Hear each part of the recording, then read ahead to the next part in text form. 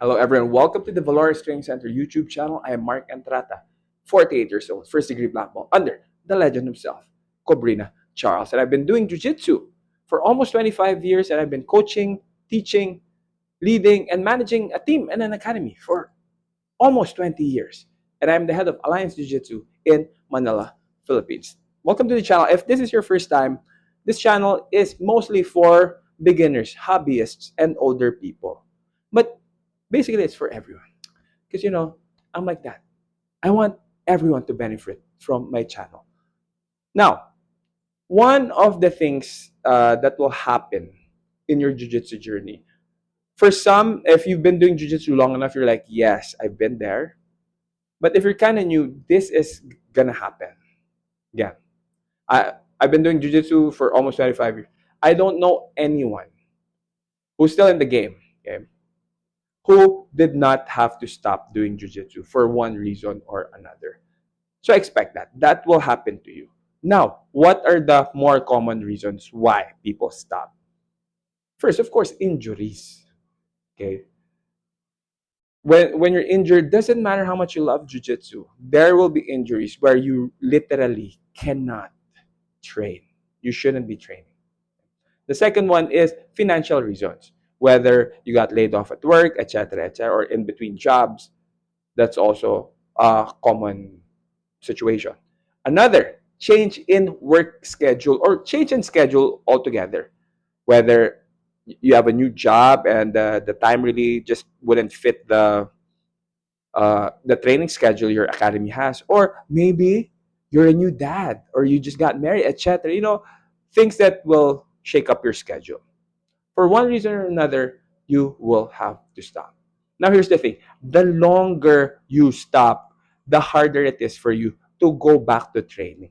Why? Because in your mind, after 2 months, 3 months, you become comfortable again, which I understand. Because now you're like, huh, now I'm why? Because you're gonna get used to the comfort of, hey, it's better to just stay home. Or of course, other than the injury, with the injuries now, it's a different thing. Now you're kind of like, huh, is jujitsu even really worth it? Is doing this even worth it? Because I got injured. So many things, regardless, will eventually try to make it harder for you to go back. Your mind, your brain, your whatever will start making excuses why you shouldn't go back. Why you should just continue what you're doing. I'm gonna tell you guys a story about one of our students, Judah Josh. Okay, so Josh, as the name implies, the nickname implies, is a judoka. When he did a lot of judo when he was in college in UP, and he's friends with and one of our students also, Coach Quinn of judo of UP, University of the Philippines, one of the top universities in the Philippines. So a few years ago, Coach Quinn was helping the UP team, UP judo varsity team, train for the UAAP, the biggest university. What was that competition tournament, something like that. So Josh, being the good friend that he is, he's like, and because Josh loves challenges, yeah. Josh was like, "Hey, yo, I'll help you train. I'll be a training partner for these young guns, these college kids."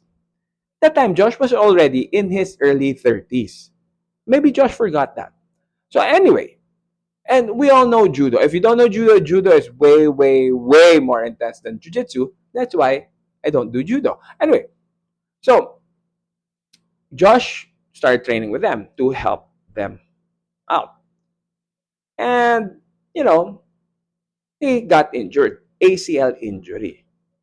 But that year, UP also won, I believe, the men's judo championship trophy. So, Josh, your sacrifice did not go in vain. It was all worth it.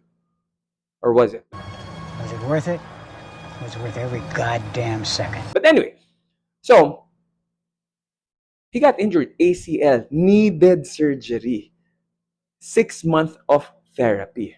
And guess what? After the sixth month, he was back training jiu-jitsu. So what did he do differently than most people who had to stop and did not go back?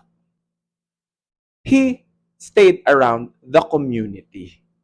So even when Josh was in crutches, was limping, was he would drop by the academy, say hi, catch up with people, have dinner with us. So he was still in the loop. Because that's the thing. When people have to stop, a lot of them pretty much remove themselves, not just from the training, because that's the first part. I mean, they're not training, but even with the communication with the team, they kind of now they start, hanging out with their older friends, their friends who love to do Xbox or something like computer games, the out of shape friends. Because now they're like, hey, now you have more time for us or whatever. You know, That's the number one mistake people who stop the jujitsu make. And that's why it's so hard for them to go back. And that's why some people quit. So that's the lesson for today, my friends. It's inevitable. You will have to stop jujitsu at one point, regardless whether you want it or not. But it's going to be so hard for you to go back if you remove yourself completely from the. Now, if your community you didn't like in the first place, you got injured because your training partners don't even take care of you, and then your coaches, your professors are creeps, douchebags, uh, sexual predators and stuff like that, then yeah, Jesus Christ, do not go back to that team, to that academy, to that community, especially if you're a woman. But if you genuinely like your community and if you genuinely enjoy the training, stick around, say hi, spend time with the team. It makes your comeback so much easier. That's what Josh did. And that's what I did also. Because again, in the 25 years, there was a year I didn't train. There was a year 6 months I didn't train. There was a year 8 months. But I was always in communication with my teammates, with my friends, because you'll make friends for sure. So always be in contact with them. So that's it, my friends.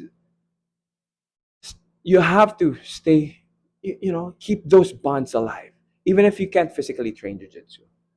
It's gonna make your comeback easier. All right, with that, my friends, thank you so much for watching. If you haven't yet, and you're a beginner, you're a hobbyist, you're an older guy, or a really, really smart person, you will do the right thing and subscribe to this channel. Help me get to 1,000 subscribers. I know you can help me. So we can help more people. Let's help each other. And of course, thank you so much for all the students all the people who watch. Okay, whether you're from the US, you're from the Philippines, etc., etc. Thank you so much. It means so much to me and to the channel. And with that, my friends, remember to stay safe, have fun, so we can train jujitsu until we are how old? 99 years old. And I'll see you guys in the next video. Os.